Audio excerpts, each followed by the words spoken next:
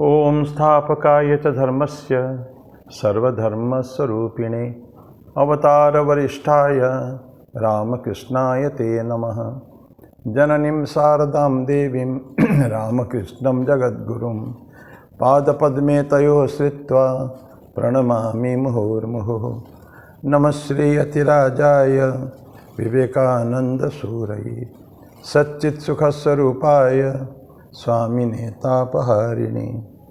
ओम वसुदेवसुतं देवं कंसचाणूरमर्दनं देवकी परमानंदं कृष्णं वंदे जगद्गुरुं। भगवान श्री रामकृष्ण देव, भगवती माँ शारदा जी और स्वामी जी को प्रणाम अर्पित करता हूँ। भगवान श्री कृष्ण देव को मेरा प्रणाम है कि उनके वाङ्मय लंबे समय से हम लोग चर्चा कर रहे हैं,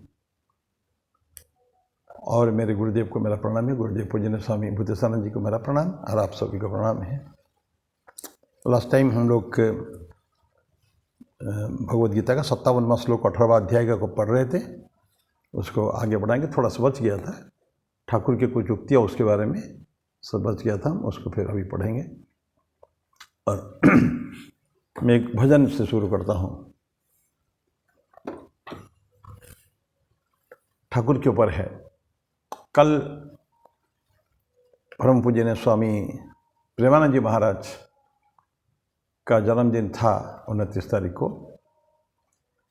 और आप भगवान श्री रामकृष्ण देव की जो 16 सन्यासी शिष्य हो गए हैं, उनमें से एक महत्वपूर्ण व्यक्ति थे। काफ़ी काम उन्होंने किया है, प्रेम के अवतार थे वो। तो उनके ऊपर थोड़ा बाद में थोड़ा चर्चा करेंगे, लेकिन आज ठाकुर के ऊपर एक छोटा सा गाना हम उसको संकीर्तन के हिसाब से गाते हैं, कोरस में वो गाता हूँ मैं, बंगाली में है। गाहो रे जय जय राम कृष्ण नाम, गाहो रे जय जय राम कृष्ण नाम। आज ये शुभ दिन मिलिए भक्त जन, आज ये शुभ दिन मिलिए भक्त जन। गाहो गाहो राम कृष्ण नाम, गाहो गाहो राम कृष्ण नाम। गाहो रे जय जय राम कृष्ण नाम।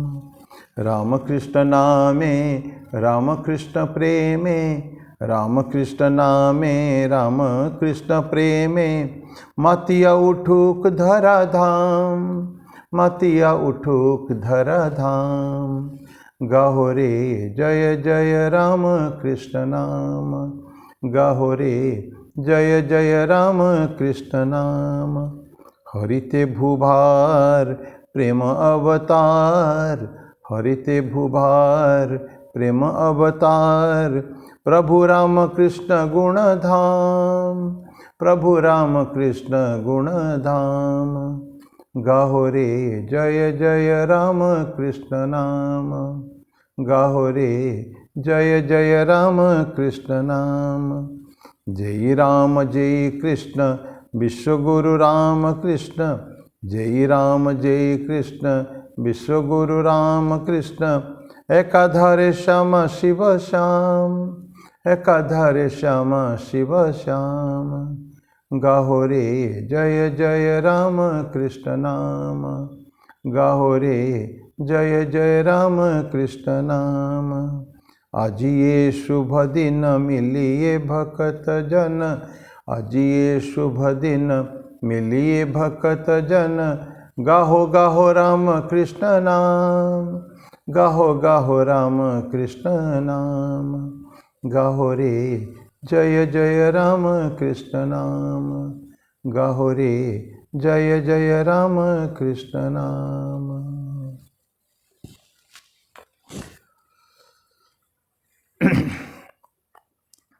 तो थोड़ा सा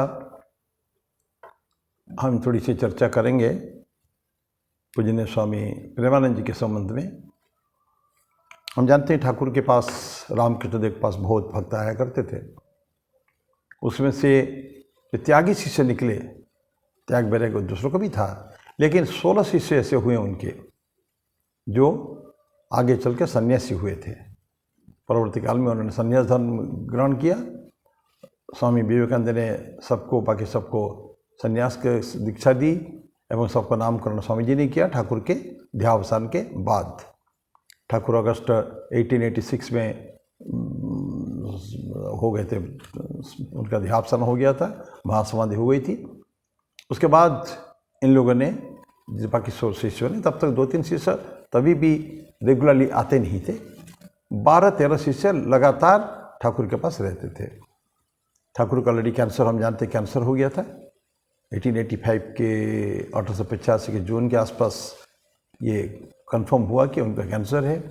कैंसर उस समय में असाध्य रोग में माना जाता था और 2 बार स्थान परिवर्तन किए। एक बार श्यामपुकुर बाटी में गए, 70 दिन वहाँ रहे दक्षिणेश्वर से, और फाइनली वो जगह भी अच्छा ठीक नहीं लगा, तो फाइनली जो अभी जो ठाकुर का लीला स्थान, अंतिम लीला स्थान काशीपुर के उद्यान बाटी, वहाँ जाके रहे थे। तो वहाँ 11 दिसंबर 1886 से 16 अगस्त 1886 तक 11 दिसंबर 85 से 16 अगस्त 86 तक वहाँ रहे थे। उस समय में उनके सारी शिष्यों में से एक स्वामी प्रेमानंद थे, उनका नाम था बाबूराम। बाबूराम की संक्षेप में थोड़ा बात करें तो बाबूराम जो है 3 भाई थे, वो शांतिराम, तुलसीराम, बाबूराम। तो उनकी माता जी जो है बहुत, वो ना पूरा परिवार उनका काफ़ी माने भक्त थे रामकृष्ण देव के। उसका कारण था ये 3 भाई के साथ साथ उनकी एक बहन भी थी जिसका नाम था कृष्ण भाविनी। कृष्ण भाविनी का विवाह आगे चल के बलराम बोस जी के साथ होता है। बलराम बोस जो ठाकुर के बहुत अनन्य भक्त थे, बहुत कुछ लीलाएं ठाकुर बलराम बोस के घर में किए हैं। और शेष पर्यंत स्वामी विवेकानंद ने जो रामकृष्ण मिशन की स्थापना की थी 1897 में 1 मई को, वो भी बलराम बोस जी के घर में ही स्थापना हुई थी। और बहुत उनके सारे शिष्य, ठाकुर खुद अनेक आया करते थे। तो उसमें बाबूराम महाराज जो थे वो उनका मातंगिनी देवी जो है उनका माँ, तो माँ अक्सर ठाकुर के पास आती थी। क्यों? कि बलराम बोस का ठाकुर से बहुत अनन्य भाव था, उनका रिलेशन। तो उस सूत्र में वो पूरा परिवार उनका ठाकुर के भक्त थे। बाबूराम महाराज जो है वो स्कूल में उनके पढ़ाई शुरू की, ख़त्म किया।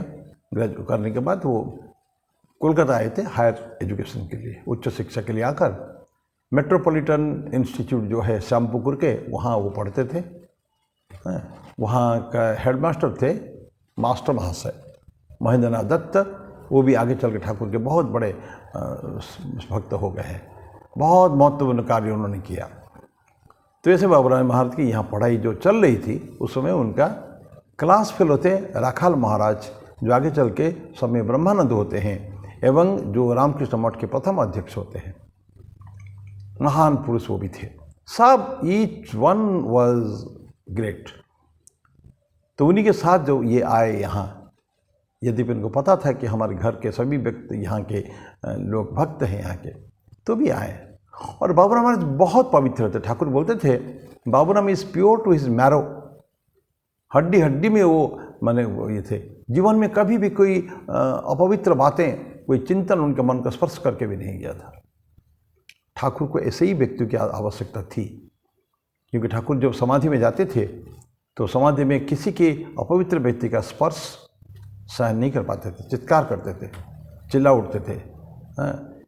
तो इसलिए सब एवरीबॉडी संभ्रम में सभी रहते थे, बिल्कुल अत्यंत, कि कभी हमारे मन में अपवित्र भाव स्पर्श न करे ऐसे व्यक्ति।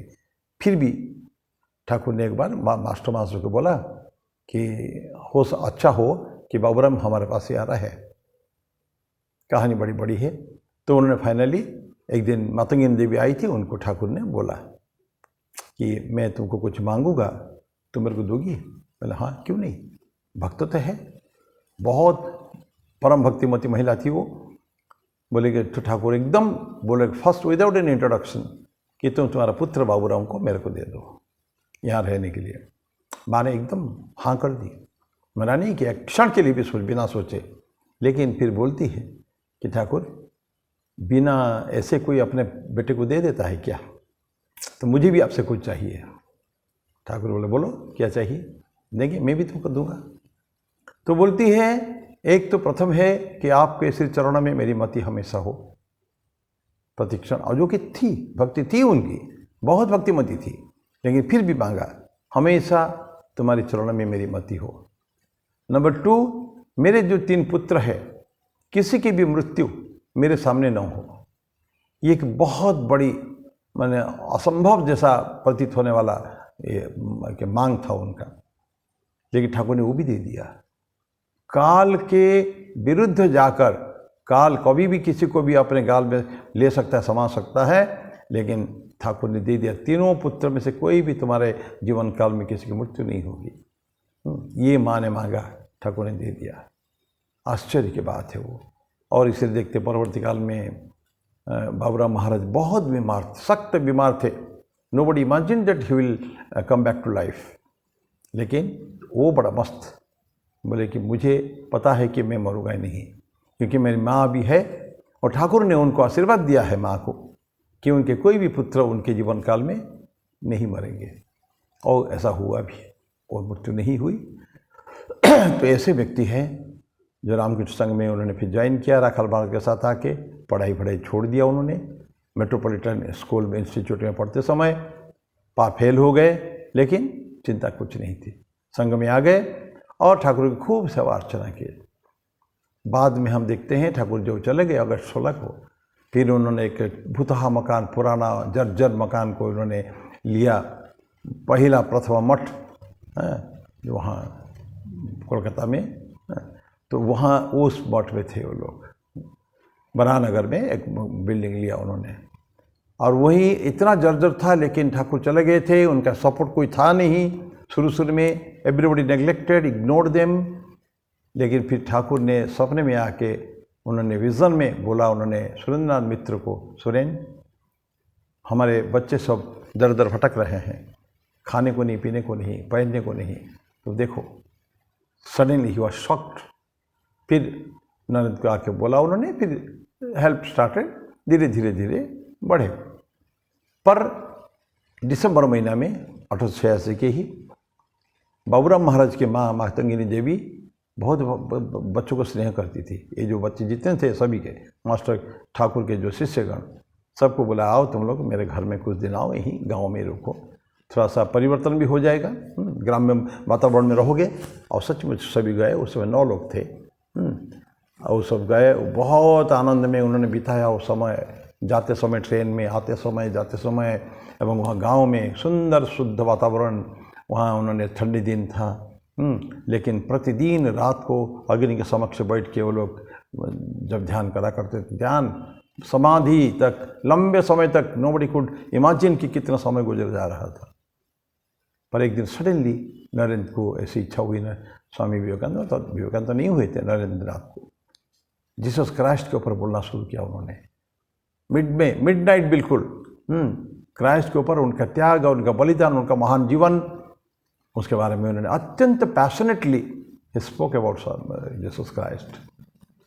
और सभी लोगों ने उस समय इतने ज़्यादा प्रभावित हो गए उससे कि उन्होंने everybody of them, each one of them, उन्होंने कसम खाया अग्नि के समक्ष कि हम आगे और घर में नहीं जाएंगे, वापस संन्यास धर्म ग्रहण करेंगे, त्याग वैराग्य का जीवन यापन करेंगे। और इत्तेफाक से अगले दिन पता चला, दैट वाज 24 दिसंबर, जिस रात में समझिए, दैट इज जिस क्रिसमस ईव, जीसस क्राइस्ट का जन्म उसी समय मिडनाइट में, मध्यरात्रि में हुआ था, 24 दिसंबर को। It was a unique what to say, जब देखेंगे हम, ऐसा था कि सेम डे में, उसी दिन ही स्वामी जी ने, एक संयोग था कि हम कह सकते हैं, उनके बारे में बताया। तो उस दिन को बड़े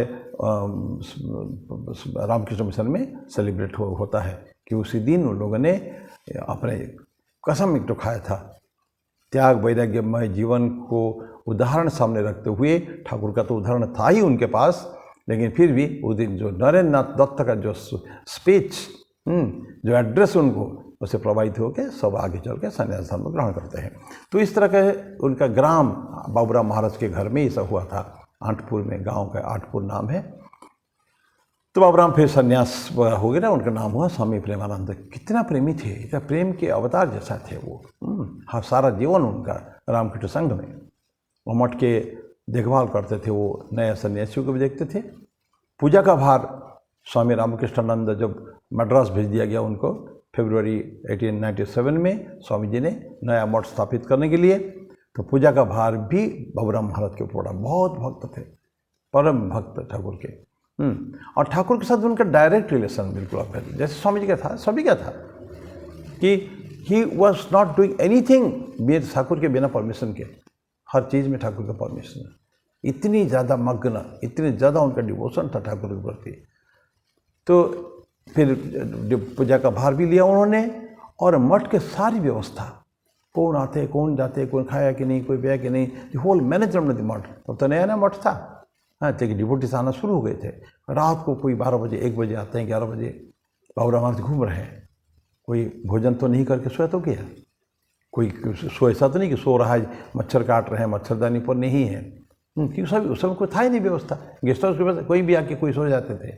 तो बाबूराम महाराज, ऐसा कई बार हुआ है, रात को 11, 12, 1 बजे उन्होंने भक्तों को भोजन के बना के खिलाकर फिर उनको सुलवाया है। ये उनका प्रेम था। बहुत सारे, क्या बात कहूँ इसके बारे में, उनके बारे में।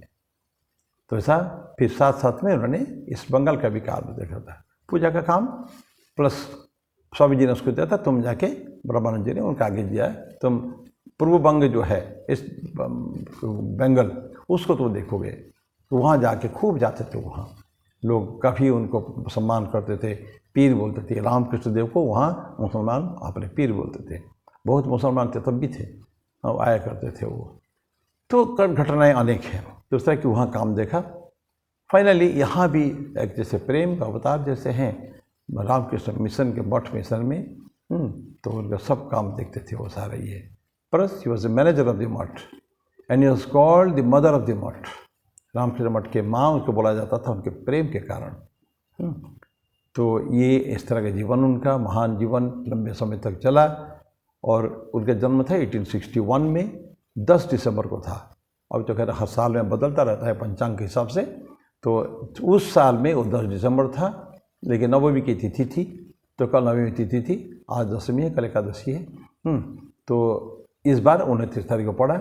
और उनकी जो महासमाधि जो हुई उनके 1918 में हुई, 31 जुलाई को। एक किसी के वहाँ अपवित्र भोजन भी पाया।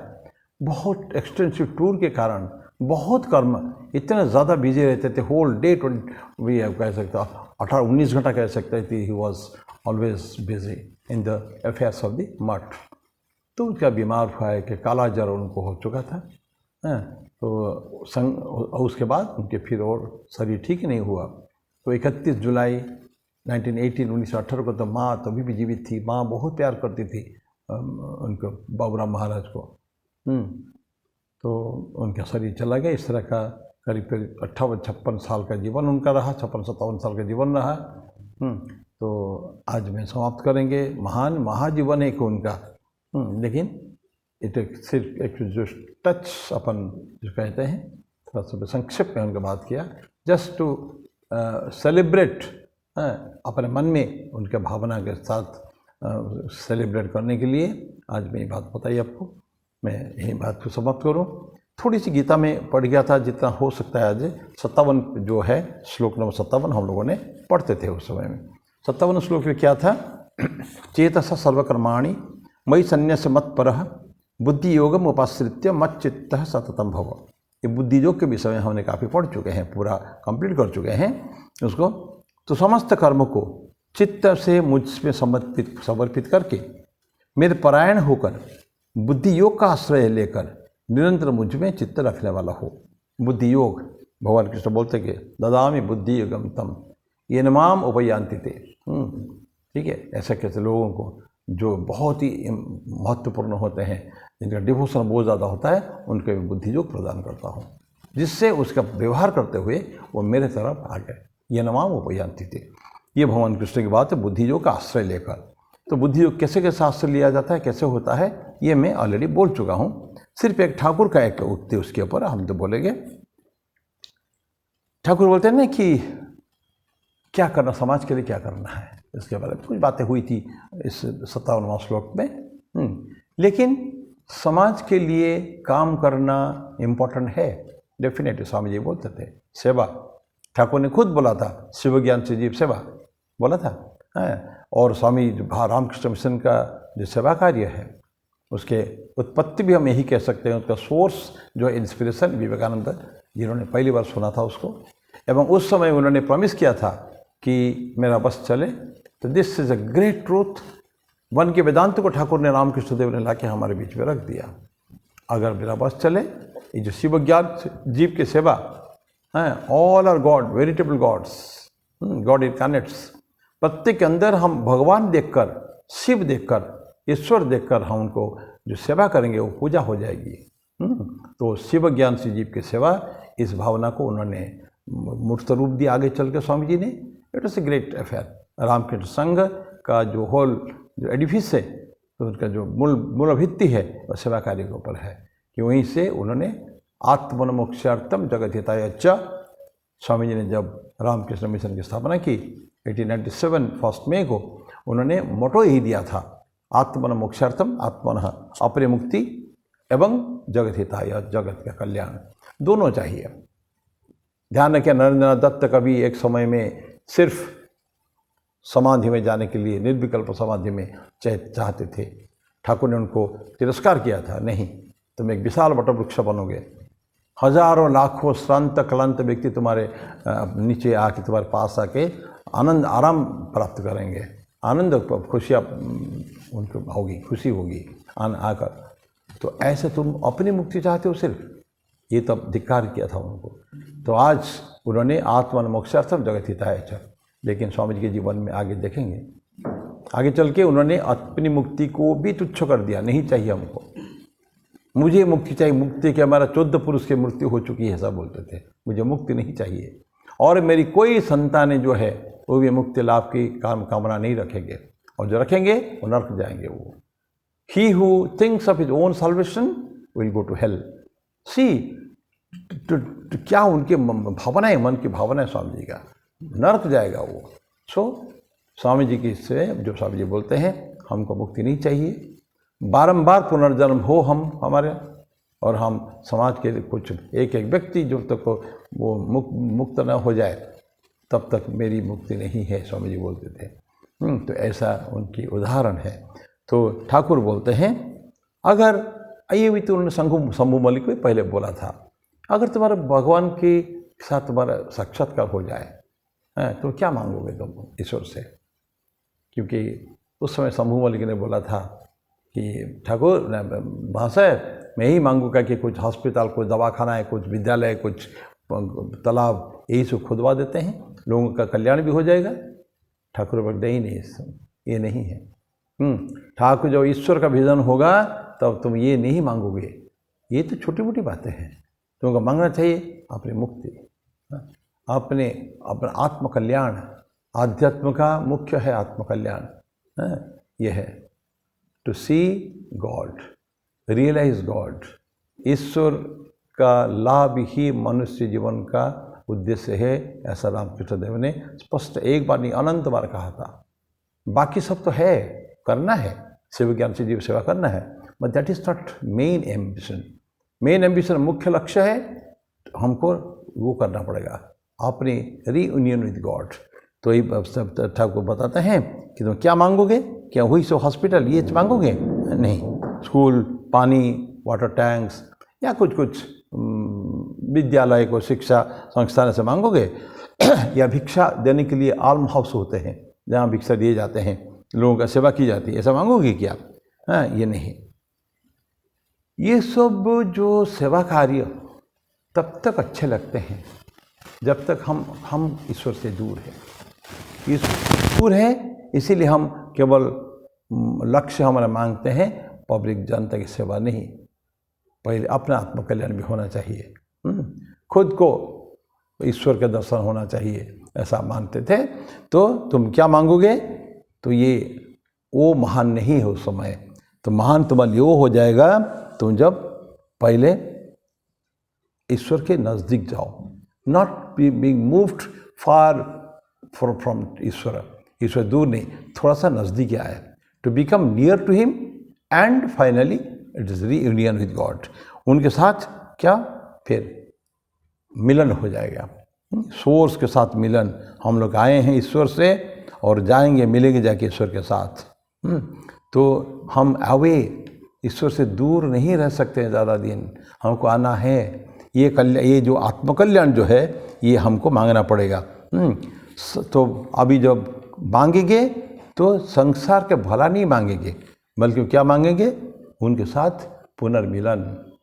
जैसे नदियाँ अनंत बाहर के कहाँ से दूर दूर से आके वही समुद्र का जल लेते हैं, वो उसी को बादल बन के वृष्टि कहीं होती है, वर्षा होती है, वही फिर नदी नाल से आते हैं सीधे या टेढ़े मेढ़े मार्ग से आके पुनः सागर से मिलते हैं। लक्ष्य उनका सागर है, वहीं से गए हैं, जगह कम बैक। सो हम लोग भी ईश्वर से ही हम लोग आए हैं। ईश्वर हमारा क्रिएटर है, सृष्टा, पालनकर्ता, संहारकर्ता, सब कुछ है। तो ये हम उन्हीं के पास भी जाना चाहिए, रियूनियन उनके साथ चाहिए हमको। हमको उनके प्रार्थना करना पड़ेगा, है प्रभु तो हमको डिवोशन, भक्ति दो, और हमको डिस्पासन, वैराग्य दो, और हमको क्या दोगे, डिस्क्रिमिनेशन, विवेक, वैराग्य, भक्ति। नरेंद्रनाथ दत्त जब मृत्यु के बाद ठाकुर ने उनको भेजा था मांगने के लिए, रोटी कपड़ा मकान मांगने के लिए गए थे, लेकिन 3 बार उन्होंने, ठाकुर ने भेजा, तीनों बार उन्हें माँ का दर्शन हुआ। फॉर द फर्स्ट चांस उनको पहली बार माँ के मिले और माँ का दर्शन उनको होता है। क्या मांगे थे वो, गए थे क्या मांगने के लिए, रोटी कपड़ा मकान, लेकिन मांगे का ज्ञान दो माँ, भक्ति दो, विवेक दो, वैराग्य दो। ठाकुर बोलते यही तुमको मांगना है, ज्ञान, भक्ति, विवेक, वैराग्य। विवेक अच्छा बुरा में भेद, वैराग्य कोई नहीं चाहिए हमको, सांसारिक संपत्ति ये सब कुछ नहीं चाहिए। हम ईश्वर के पाद पद्म में हम अपनी चाहते हैं, हम मिलन चाहते हैं, उनके ईश्वर से मिलन चाहते हैं। तो ये भक्ति, विवेक, वैराग्य यही सब हमको मांगेंगे। तो ये हमारे उक्ति होनी चाहिए। तो भक्ति के साथ हम लोग ईश्वर की तरफ बढ़ेंगे और ये कन्विक्शन हमारे विश्वास रहेगा कि हम उन्हीं के संतान हैं, हम तो है ही। लेकिन ये भूल जाते हैं अक्सर हम लोग, समाज में, समाज के साथ व्यवहार करके, समाज के साथ बहुत ज़्यादा भुलावे में आकर, वो क्या कहते हैं, संपत्ति के भुलावे में आकर हम लोग क्या करते हैं, complete we forget what we are, हम कौन हैं। तो हम हमेशा याद रखें हम उनके चिल्ड्रन हैं, भगवान के ही हम लोग चिल्ड्रन हैं। और वो सारे इमोर्टलिटी, क्या कहता है, आनंद, इमोर्टल, मृत्यु नहीं, अमरत्व की प्राप्ति, अमरत्व प्राप्त हमको करना है। और सारे ब्लेसडनेस, आनंद, सच्चित आनंद जो है, हम स्वरूप हमारा वही है, सत भी है, चित भी, आनंद भी है। तो हम हैं, we exist because God has created us. और हम ज्ञान भी हमको होना चाहिए, नॉलेज, ज्ञान किसके लिए, शाइनिंग, हम वही चिन्मय स्वरूप है, तो हम ज्ञान भी है। और हम सच्चित आनंद स्वरूप, आनंद स्वरूप, आनंद में रहना चाहिए। ये सब दैन्य जो समाज के जो दैन्य है संसार के, ये तो चलता रहता है, दिस कम्स एंड गोस। उसके लिए हमको चिंता करने की ज़रूरत नहीं है। हम कभी भी, हम हमेशा हमको ध्यान रखना चाहिए कि हमारा स्वरूप क्या है, सच्चित आनंद स्वरूप हमारा है, तो हम उसी स्वरूप में ही रहना चाहते हैं। चाहे दैनिक समाज जीवन में कितना भी हमको कष्ट क्यों ना हो, लेकिन we will always remember that we are the children of God. And हम वही मांगे, हे परमपिता, मैं तुम्हारा बालक हूँ, हाँ तुम मेरे परमपिता हो, तो तुम हमको तुम्हारे मार्ग में ले चलो।